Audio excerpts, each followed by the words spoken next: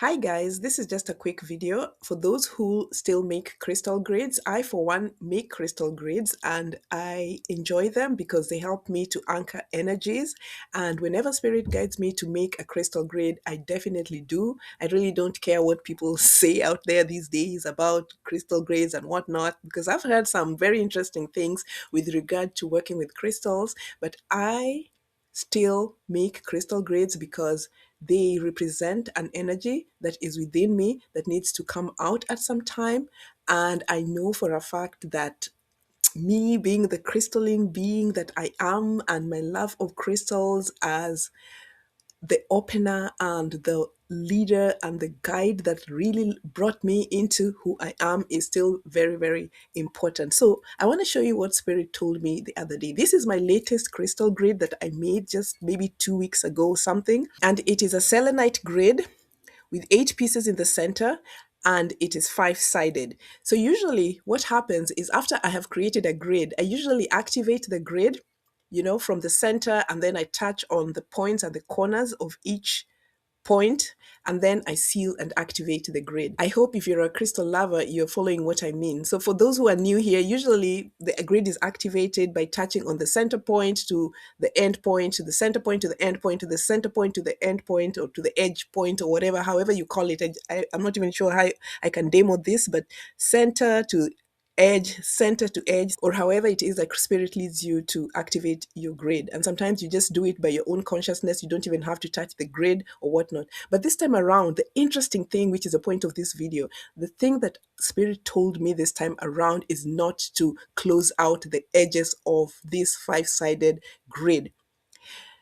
The time for closing out the edges of a grid to make it into a solid structure is over. The door is now open. The edges are now open. The energy is going to be flowing from the center of the grid outward. No more closing the corners of the grid. I was trying to activate this grid and Spirit said, no. This is a time when the boundaries are collapsing. There are no more boundaries. So activate the grid and allow the energy to flow. The energies are now flowing from the center in all directions of the grid. There's nothing in a closed, boxed structure. There's nothing being contained anymore. Times have changed. The times for containing ourselves are over. So if you're working with a crystal grid, open it up.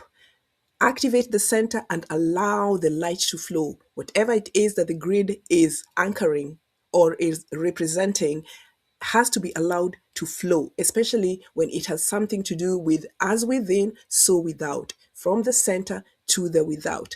This is the guidance that I have received at this time. If you're working with a circular grid, that's a different case. But if you're working with a hexagon, a pentagon, an octagon, or anything that is not a circle, Spirit has guided me that this is the time to allow the expansion into the whole. Right now, we are tapping into those quantum levels of beingness, the wider aspect of things. And it has nothing to do with the limited us because times have changed. So, this is my selenite grade for this present moment. And may that light, the light that you are, the light that we are, the light that we need, the light that we are anchoring, shine. I love you guys so much, and it's good times, okay? Let me know what you think in the comment section, and until next time, bye.